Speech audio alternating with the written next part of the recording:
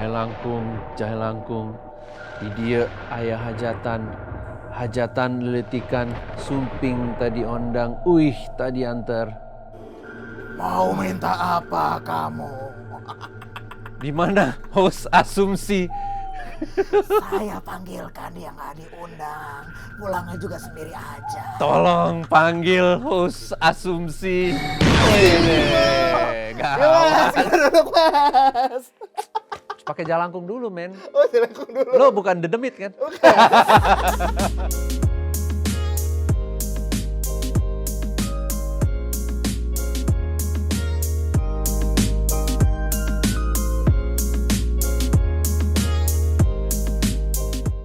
Halo, ketemu lagi sama gua Ray Ihwana dan kali ini kita bukan dalam kemasan asumsi eksklusif. Kita udah punya program baru namanya Circle. Yeay! Thank you teman-teman yang udah nontonin terus wawancara gue sama kreator-kreator, filmmaker, sineas, artis, semua yang memang berbakat dan layak duduk di ruang tamunya Circle. Dan sekarang kita punya program namanya Circle. So, gue bakal panggil kalian Circle Asumsi. Nah, Circle Asumsi, hari ini kita juga kedatangan seorang sineas nih. Nah, karena di Circle ini adalah tempat para kreator, orang-orang kreatif berbagi cerita. Jadi hari ini ada sineas yang identik sama film yang selalu berdarah-darah. Ngeri ya, tapi orangnya nggak ngeri kok gitu. Dan nggak berdarah juga hari ini datang. Oke, udah datang bersama kita yang juga baru punya film baru nih, yaitu Jahe Langkung Sandekala, Mas Kimo Stambul. Apa kabar, Mas? Baik, Sehat baik. Dong, pasti Alhamdulillah, ya. alhamdulillah. Oke, nah di belakang kita udah ada nih poster filmnya. Yoi. Udah ada setannya lagi makan apa tuh? Makan bayi apa sih? Nonton aja nanti ya, makan apa. Makan apa sih? Nah, ini tuh Jahe Langkung Sandekala. Ya. Oke, gua udah baca-baca juga tentang apa sih Sandekala. Dan kita juga waktu itu udah nonton bareng filmnya. Nggak boleh spoiler. Cuman Sandekala ini menarik ya. Ini ternyata Mas Kimo mengangkat urban legend di tanah Sunda. Yang anak-anak kalau keluar main maghrib gitu nggak pulang bisa ada sesuatu. Nah ini jadi apa sih ide awal memunculkan nama Sandekala ditempelin sama film Jelangkung gitu? Seperti apa? Sebenarnya sih itu ide dari si produser kita ya, Pak Wiki ya. Ini gimana nih, Kim? Kita ada satu legendary dari Jawa Barat gitu yang kayaknya menarik nih premisnya gitu ya. Nah, cuman kita perlu paketin ini dengan sesuatu yang lebih bisa ngebawa ada satu brand gitu kan. Terus dari situ baru diskusi-diskusi, oh ini kita ada nih satu brand namanya Jahe Langkung kan yang mereka sudah ada 1 dan 2-nya yang cukup hits gitu. Nah gimana nih caranya kita menggabungkan dua bisa dibilang folklore ini gitu ya menjadi satu film yang masih bisa kita nikmatin di 13 tahun gitu. Waduh 13 tahun nih berat juga nih buat gue ya. Jadi ya udah akhirnya gue ngajak temen gue si Renaldi, terus kita brainstorm dan kita came up with this story gitu about the family yang memang mau pergi ke suatu tempat tapi mereka detour dan ternyata di sana mereka malah mendapatkan satu tragic event di mana tiba-tiba anak mereka hilang gitu. Dan disitulah kita bisa memainkan ini kita bisa harus gabungkan nih gimana sih karena dia hilang gitu cuman karena kan Jahe Langkung identik dengan memanggil spirit gitu kan. Di sini kita bikin slightly different gitu ya. Cuman hawanya masih ada di situ gitu loh. Hawanya masih ada di situ dan Sandekala itu sendiri dengan kita coba memasukkan dalam ceritanya kelihatannya memang bisa masuk gitu loh dengan kejadian kehilangan anak ini gitu. Oke, nah Mas, ini tadi lo udah mention film ini adalah film pertama lo yang mengangkat rate untuk usia 13 plus gitu. Yang mana sebelumnya lo kan selalu film-film yang untuk 17 tahun ke atas, rate-nya dewasa gitu kan. PG-13 lah gitu istilahnya. Nah, itu biar lo tuh puas gitu. Wah, ngebunuh karakternya, bikin berdarah, banjir darah gitu. Nah, ini kan setelah gue juga nonton, lo bikin lebih sopan gitu buat ditonton. Merasa tertantang nggak gitu untuk membuat film yang baru pertama nih gue bikin untuk kategori usianya? Iya, gitu. lumayan banget pastinya ya. Itu adalah tantangan terbesar bahkan gitu kan ya karena Sebenarnya lebih mudah untuk kita nge-push sesuatu yang lo suka gitu ya, dan memvisualkan tersebut gitu ya, dibanding sesuatu yang lebih lo harus pikirin lagi gitu, kayak karakternya, story-nya seperti apa, misterinya kayak gimana gitu. Dan gue di sini masih proses belajar lah ya, gue masih filmmaker yang belajar terus dan mencoba mencampurkan di genre yang gue suka gitu ya. Horor, gue suka banget sama genre tersebut. Nah, gue pengen mencoba untuk mencampurkan unsur-unsur lain lah dari genre yang nggak cuman horor ditakutin setan doang gitu ya. Kita coba sedikit ada dramanya, a family drama yang mempunyai masalah di dalamnya. Lalu ada misterinya, ada kepolisiannya yang mencoba mencari dan segala macam, dan karakter itu kan lumayan banyak gitu ya. Nah itu challenge buat gue untuk menceritakan dalam 90 menit gitu ya. Dan of course itu lumayan susah sih gitu, dan apalagi tipis 13 tahunnya gitu ya. Masih ada aja EJ-nya dong. Betul. Oke, terus ini juga Mas, film ini kan diproduksinya sama Sky Media. Ya. Yang juga udah bikin film-film horor gitu kayak Red Ilmu Hitam, film lo. Terus juga Pengabdi Setan. Itu digarap sama CJ Entertainment, dan ini juga ikut kolaborasi. Dia waktu itu bikin film Pengabdi Setan juga, dan sekarang terlibat di Jalangkung Sendekala gitu kan. Nah, bagaimana meyakinkan, nah ini kan CJ Entertainment ini kan PH-nya Korea, Korsel gitu, meyakinkan ada franchise Jalangkung ini untuk digarap bersama mereka gitu, dan akhirnya mereka tertarik mau gitu. Sebenarnya itu bagian dari producering ya, yang kebetulan gue kenal banget tapi sama CJ Entertainment-nya, karena dulu pernah involve di Dread Out gitu ya, kolaborasi kita pertama sama mereka. Dan gue simply pitch aja gitu, kalian mau ikutan gak nih? Gue kerjasama sama Sky Media, dan ini sesuatu menurut saya ini IP yang menarik gitu, kalian mau nggak? Prosesnya dari awal kita kasih skrip ke mereka baca dan segala macam, terus pada akhirnya juga mereka ngelihat offline-nya, memberikan comments dan segala macam. Tapi mereka memang dari tahapan skrip udah tahu bahwa oke, ini ceritanya bagus nih, ini sesuatu yang kita mau involve gitu loh. Jadi memang tahapan-tahapan awalnya ya memang kita harus melakukan seperti nge-pitch ceritanya juga ke mereka. Dulu juga ada proses itunya. Betul. Dan akhirnya sama mereka ngerasa ini juga. Dan ini kan juga sebenarnya Jalangkung ini kan ada culture-nya juga ya di dalamnya gitu. Ada. Jadi kan orang luar biasanya tertarik dengan satu pitching film, ada unsur budaya apanya nih gitu juga gitu ya. Yes. Oke, menarik. Terus kalau kepemilihan cast-nya, itu gimana lo akhirnya bisa milih ada Titi, ada Mas Dwi gitu kan, terus juga ada Syifa Haju juga, Muzaki. Ini Muzaki kayaknya banyak banget nih proyek horornya nih tahun ini ya. Kongres loh Muzaki. Nah itu mereka tuh ada proses casting atau ada kayak misalnya kayaknya buat anaknya ini gue udah kebayang Muzaki nih, atau ada gitu atau ada kebanyakan sih semua udah kita waktu writing gitu ya, udah mulai kinda tahu gitu ini siapa gitu ya. Dan salah satunya cuman yang challenge justru dari si karakter Niki, si Syifa Haju ini gitu kan.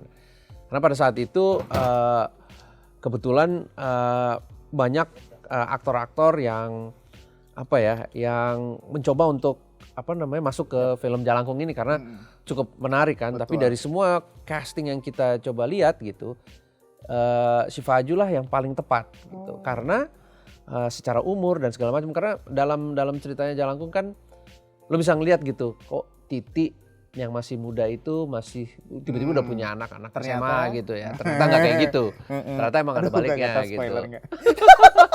Boleh juga sih kalau itu nggak apa-apa tuh. Ternyata ternyata dia adalah anaknya dari Adrian yang pertama gitu kan. Okay. Jadi di situ ada sedikit ada tensionnya lah, makanya Titi itu kayak gitu. Jadi Titi juga kan gue dari awal pengen banget gitu kerja sama Titi gitu, karena I think she's one of the talented actor juga di Indonesia gitu ya. Gue pengen coba gitu, dan pada saat itu dia jarang sekali main film horor gitu. Bahkan belum, kayaknya gue lupa deh itu Makmum waktu itu belum deh kalau nggak salah. Gue lupa inget ya. Cuman ya itu akhirnya challenge, dan Risa Sono juga someone yang gue pengen banget gitu, karena he's very talented actor juga Betul. gitu ya. Kalau Muzaki udah nggak perlu ditanyain Nggak perlu lagi. tanya. Gua dari Ratu Ilmu Hitam, gue bilang Ada sama dia, Ki, pokoknya kamu ikut lagi ya. Oke, Siap, aku anak horor Indonesia. gitu. Terus dengar-dengar lokasi syutingnya tuh horor. Yoi, man. Ada pengalaman apa nggak? Terus ada nggak ketika lo udah selesai proses syutingnya, misalnya lagi pre-pro-nya gitu, apa setelah lagi ngediting gitu, ada pengalaman horornya, tiba-tiba mungkin suaranya hilang gitu-gitu nggak ada nggak? Atau dari pengalaman syutingnya dulu deh. Terus lanjut. Kalau syutingnya sih, gue lebih apa ya? Banyak mishaps dan tantangan challenge banget gitu ya. Tapi gue nggak tahu itu bukan, kayaknya nggak necessary itu suatu hal yang mistis ya gitu ya. Tapi ada challenge di mana waktu itu kita syuting bulan Januari dan hujan banget gitu di situ. Kita udah build set satu dermaga yang lumayan gede banget gitu. Tapi H-1 hilang dermaganya gitu. karena hujannya gede banget gitu kan. Dermaga itu hilang, kita waduh gimana nih, kita harus atur lagi waktunya dan segala macam. Jadi pada saat itulah kita mencoba untuk kayak ngatur waktu, karena ngatur waktu itu bukan suatu hal yang mudah lah. Karena setiap orang mempunyai schedule yang lain gitu ya. Misalnya Shiva punya schedule lain, Titi ada schedule lain. Gue nggak bisa juga ngelock aktor dalam jangka waktu yang dalam jangka yang segitu gitu, karena pasti mereka punya schedule lain, mereka back and forth Jogja juga kan. Itu menurut gue salah satu kejadian gitu ya. Terus apalagi ya, of course pandemi gitu ya. Pandemi itulah suatu hal yang challenge banget. Pada saat itu kita juga belum divaksin. Jadi itulah sesuatu yang menurut gue kita ngambil take a risk aja ya to make this story. Karena menurut gue story ini quite interesting dan I think needs to be told gitu. Karena ada pesan-pesannya juga lah gitu. Ada satu tema yang gue angkat juga di situ gitu ya. Horornya? Kalau horornya, tunggu. Ternyata memang di balik itu semua gitu, di balik monitor gua gitu, baik Shiva, terus Titi dan segala macam itu ternyata mengalami gitu. Salah satu line producer gue juga karena dia nggak selalu di lokasi gitu ya. Dia dari lokasi dia pindah lagi ke hotel. Nah ternyata di hotelnya digangguin gitu. Ada ngerasa suara? Atau? Ada ngerasa suara, terus ada sesuatu yang bergerak dan segala macam gitu. Jadi offsetnya gue bukannya mencoba untuk ngejual ini gitu, enggak gitu. Tapi memang ternyata anak-anak ini mengalami gitu. One of our actor yang peran menjadi entitasnya ini gitu. Ya. Dia udah pakai make up dan segala macam, baru kita mau take gitu, baru turun gitu kan, tiba-tiba dia kesurupan Aduh, coy. gitu. Kaget kan, Muzaki pertama kali ngeliat, si Julio juga pertama kali ngeliat orang kesurupan kan, panik kan gitu. Kenapa nih? Dia kesurupan gitu. Ya karena warga sekitar situ ada ustadz dan segala macam, ya alhamdulillah aman lah. Dan lo memang udah prepare akan ada kayak gitu-gitu di dalam sebuah produksi film horor ya? Ya. Sebelum-sebelumnya sih gue nggak pernah. Gitu. Ini justru baru perdana. Ini pertama kali yang ada hal-hal seperti itu gitu loh. Wow. Hal-hal yang kayaknya itu di luar nalar lah gitu. Salah satunya itu juga. Tuh belakang tuh. Bikinan kita kan. Terus mas gimana? Ya kalau pada saat kita salah satu yang interesting tuh ada rame juga di TikTok tuh. Pada saat kita potong tumpeng, itu tiba-tiba terekam sebuah suara sih. Terekam sebuah suara yang kayaknya ini nggak ada yang ngomong seperti itu deh. Karena kita udah mau berdoa, kita lagi ini, dan lu kalau misalnya lu dengerin baik-baik, suaranya itu adalah sesuatu yang nggak jelas gitu loh.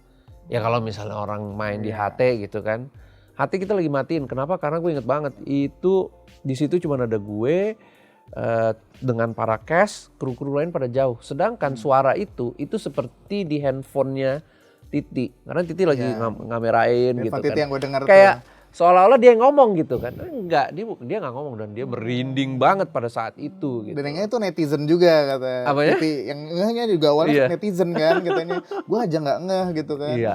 Jadi memang sesuatu yang kayak gitu-gitu tuh terjadi beberapa kali. Katanya Shiva juga mengalami sesuatu gitu ya, karena dia orangnya sensitif kan. Ternyata dia juga ngerasa. Dia indigo ya? Kayaknya. Kita undang Syifa nanti Iya dong. buat melihat Undang suasana dong, studio ada tanyain. apa ya. Yoi, siapa tahu dia bisa melihat di sini ada apa kan. Oke, nah film, nah ini kan juga yang Jelangkung ini kan tadi lo juga kita tahu juga di trailer udah ada juga ya tentang keluarga lagi liburan terus mengalami satu tragedi, horror tragedy gitu. Ya. Ini kayak deja vu menurut gua karena di film sebelumnya lo juga mengangkat nuansa kayak gitu, Ratu Ilmu Hitam. Itu Oke. kan orang pada mau liburan keluarga ke panti asuhan gitu kan tempat orang tuanya kecil dulu. Iya. Tiba-tiba mengalami tragedi gue. Iya, Aku adalah murni gitu kan. Nah, kenapa lo suka? Ini udah 2 kali berarti kan menurut gue kayaknya nih suka nih Mas Kimo nih mengangkat tema kayak gini. Kenapa Iya. film Tema apa yang nih bernuansa maksudnya? keluarga Oh, bernuansa gitu, keluarga ya? Oke. yang mengalami tragedi itu tuh menarik buat lo? Ya, karena deket sih ya. Karena gue juga orang yang sudah berkeluarga gitu ya. Dan gue melihat ini sesuatu yang kayaknya juga banyak keluarga di Indonesia yang bisa relate gitu terhadap satu topiknya ini gitu ya. Ya orang jalan-jalan mau staycation atau kemana naik mobil sama-sama kayak di Jalangkung itu kan aktivitas berkeluarga yang sangat normal sekali gitu kan. Dan makanya gue ngambil tema ini gitu loh. Dan banyak dynamics di antara keluarga yang gue suka explore sih gitu. Baik itu dia sebagai bapak atau dia sebagai anak, dia sebagai istri dan segala macem. I think that topic of family gitu ya, it always interests me in a way gitu ya. Gue belum bahkan even di film gue yang sebelumnya gitu ya, itu juga ada keluarganya juga at the end of the day gitu. It's about family juga di dalam satu rumah itu gitu. Jadi I think that topic of having a family dan di family itu ada sebuah something yang belum mungkin diutarakan, menguak misteri di dalam family tersebut, itu adalah menurut gua cukup menarik sih gitu. Oke. Gitu sih. Jadi emang I don't know man, mungkin karena gua ya itu tadi yang gue bilang gitu loh. Karena gua mungkin seorang bapak juga gitu ya. Jadi deket aja sama gue Insting gitu. itu jalan Topik gitu aja ya, Betul. topik itu gitu, gerak gitu aja. Iya. Nah, lo setuju nggak ketika publik menilai lo adalah master of gore-nya Indonesia? Kalau di luar negeri kan ada Ari Aster ya, karena gore Belum. Jangan. masih terus mau belajar ya. Masih terus mau belajar. Oke. Gue suka beberapa adegan gore gitu ya, tapi untuk master of gore Indonesia kayaknya enggak. Tapi Masih inspirasi banyak. Ada gore-gore Timo, itu ada dari Joko, mana? apa? Inspirasi gore-gore gitu tuh dari mana sih, Mas? Dari mana ya? Banyak lah, dari film, dari mungkin berita yang gue baca gitu, sesuatu hal yang gue lihat, pengalaman pada masa lalu gitu ya. Banyak sih men, gitu, banyak banget gitu, inspirasinya. Gak ada satu film misalnya lu waktu kecil atau waktu ABG nonton, ini bekas banget nih film yang ada gore-nya ini akan jadi nempel terus inspirasi, ada nggak gitu? Banyak sih, maksudnya banyak dalam arti kayak gua juga suka nonton film-film bergenre tersebut gitu ya. Seru aja gitu karena I think when making it we do have fun with it gitu loh. When making it ya, waktu kita membuatnya itu kita harus enjoy it gitu. Seneng black pala orang berarti. Sebenarnya bukan black pala orang tapi Latahin pala orang. bikin prostetiknya gitu, bikin VFX-nya gimana ya, bisa mirip nggak ya itu. That's a big challenge dan I enjoy that process gitu. Oke. Gitu. Luar Ben. biasa. Nah, lu juga kalau ngomongin seorang Kimo Stambul itu nggak bisa terlepas dari sosok Timo Cahyanto. The Mo Brothers gitu kan. Tadinya tuh kita mengundang Mas Timo juga gitu, Waduh, menjadi mystery guest gitu. harus datang lo tim. Tuh, Mas Timo sibuk banget gitu. Nah, lo tuh pertama kali kenal sama Timo itu gimana sih? Sampai akhirnya tuh lo juga sepakat, kita jogres aja deh gitu kan, Jimon. Kita collab aja bikin satu namanya The Mo Brothers buat bikin film bareng gitu. Gimana? Sebenarnya Mo Brothers itu sendiri namanya terbentuk pada saat kita bikin Dara film pendek. Ya. Gitu loh. Jadi waktu kita udah balik lagi di Jakarta, gue ketemu dia di Australia pada waktu gue kuliah. Gue lagi bikin film-film buat anak-anak, konsumsi anak-anak Indonesia, pelajar Indonesia di Australia pada saat itu. Terus gue butuh seorang kameramen atau DOP gitu ya. Nah kebetulan kita waktu itu belum ada tuh kayak sosial media gitu, kita bisa tolong dong gue cari di Twitter gitu, mana belum ada dulu tuh cuman ada satu acara di mana orang-orang Indonesia pada ngumpul, terus lo naik ke panggung lo announce nih, kita lagi bikin film nih gini, coba kalau ada yang itu email ya, flyersnya gue taruh di situ gitu. Nah, ternyata kebetulan temennya Timo itu ngambil tuh email itu dan email ke temen gue.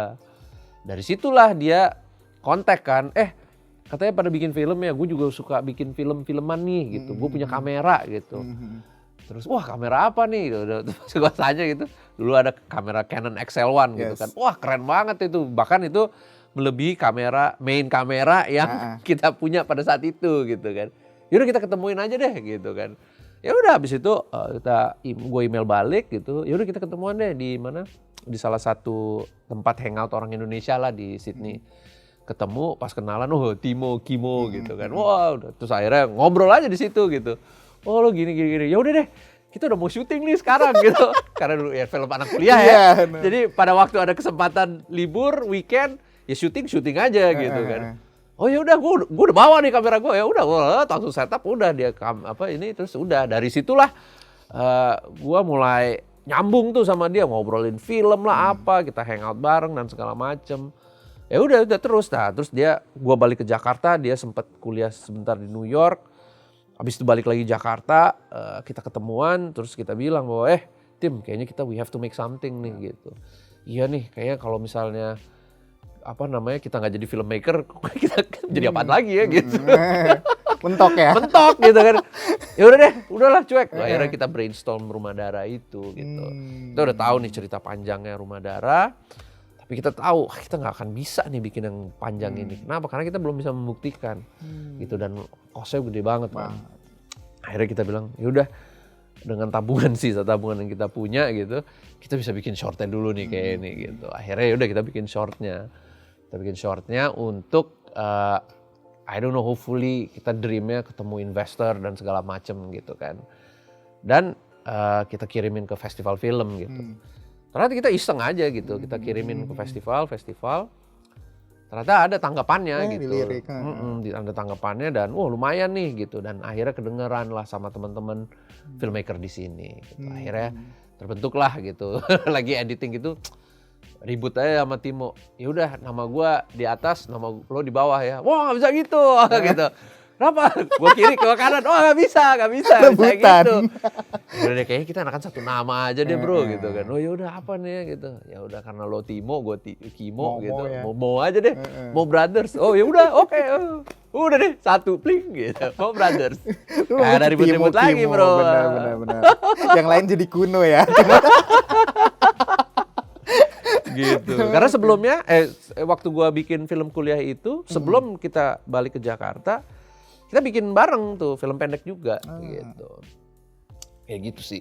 Nah itu Dara tuh lu udah kebayang Danish yang bakal meranin Dara nih? Udah dong. Mukanya kan emang ngeri banget sih ya.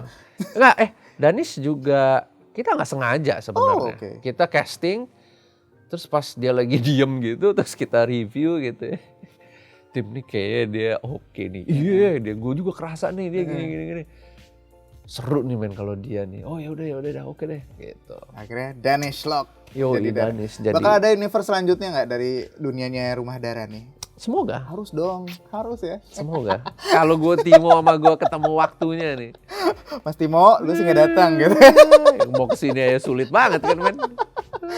Nah, sekarang gue tantang dari sudut pandang lo sebagai, tadi lo ngelihat Danish, kayaknya ini orang jadi Dara cocok gitu. Nah, sekarang gue kasih pilihan, kalau ada ngelihat gue, terus disodorkan ada dua karakter, genderuwo yang suka makan perawan, atau pemuda psikopat yang suka ngumpulin jantung bayi buat dikoleksi. Kira-kira gue cocok jadi yang mana? Personal banget deh, karakternya personal banget deh kayaknya.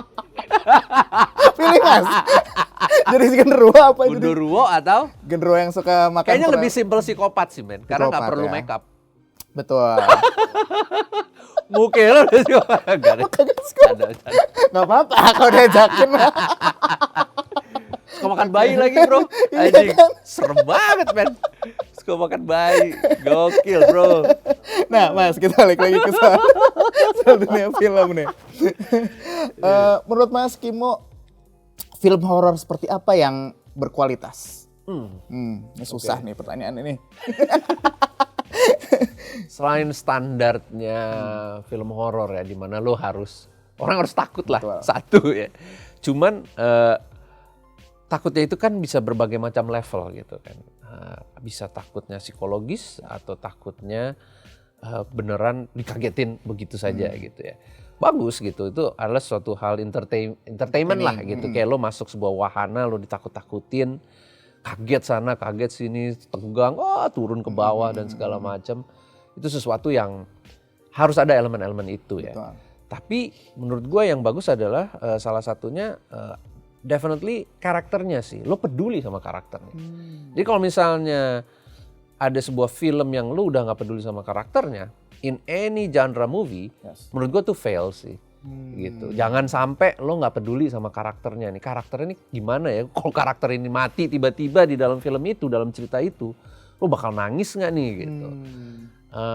Kalau dalam film horor spesifik banget tuh bahwa lo harus lumayan care sama karakternya. Nah nanti kalau misalnya itu jadi lo bisa lebih enak untuk menceritakan the whole concept of the story-nya gitu. Yang kedua ya of course, ceritanya sih ya. Ceritanya harus menarik dan kalau bisa gitu ya, it's original banget gitu ya. That's something yang horror goers mungkin bisa lebih seneng.